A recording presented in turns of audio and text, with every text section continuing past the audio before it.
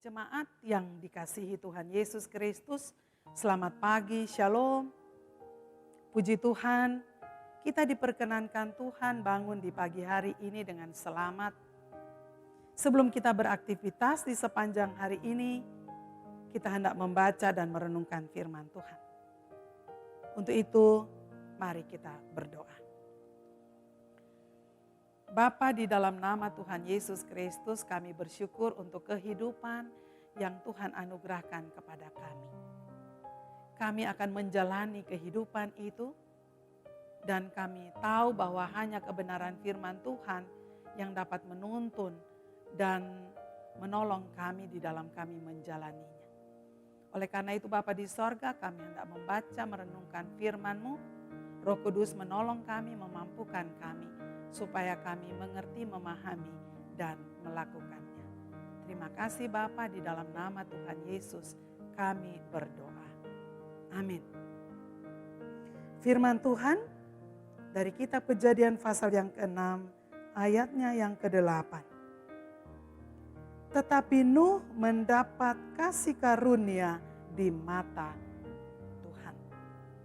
Demikian firman Tuhan dan yang menjadi tema untuk kita renungkan, mendapat perkenaan Tuhan. Jemaat yang terkasih, setelah Tuhan Allah menciptakan dunia ini, Ia melihatnya dan mengatakannya, sungguh semuanya baik. Tetapi manusia justru tidak menghargai karya Allah yang baik itu, malah manusia merusakkannya. Artinya manusia cenderung untuk berbuat jahat dan hidup dalam kejahatan. Makanya sampai zaman Nuh pun manusia selalu melakukan kejahatan. Manusia rusak. Kejadian pasal 6 ayat yang ke-5 mengatakan segala kecenderungan hatinya selalu membuahkan kejahatan semata-mata. Saking jahatnya manusia, sampai Tuhan menyesal menjadikan manusia itu.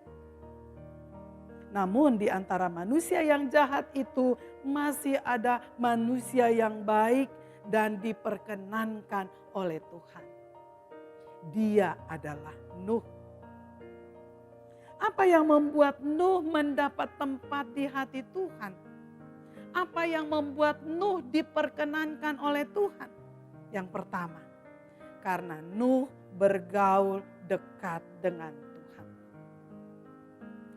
Ayat yang ke-9b dari Kejadian pasal 6. Di situ dikatakan, Nuh itu hidup bergaul dengan Allah.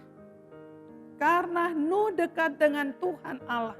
Karena ia bergaul akrab dengan Tuhan, maka ia selalu mengikuti kehendak Tuhan.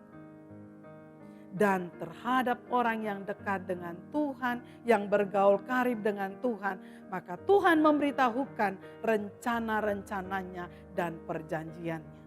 Mazmur 25 ayat yang ke-14. Apa yang difirmankan ini sungguh-sungguh dinyatakan, di mana Tuhan memberitahukan kepada Nuh apa yang hendak ia lakukan kepada makhluk yang ada di bumi. Bahwa Tuhan akan memusnahkan kehidupan segala makhluk karena penuh dengan kejahatan. Dan Tuhan memerintahkan Nuh untuk membuat bahtera. Kejadian pasal 6 ayat 13 dan 14. Yang kedua, karena Nuh taat melakukan kehendak Tuhan. Memang tidak mudah melakukan perintah Tuhan. Tidak mudah melakukan kehendak Tuhan. Dalam hal ini untuk membuat bahtera. Tuhan memerintahkan Nuh untuk membuat bahtera, tidak mudah untuk dilakukan.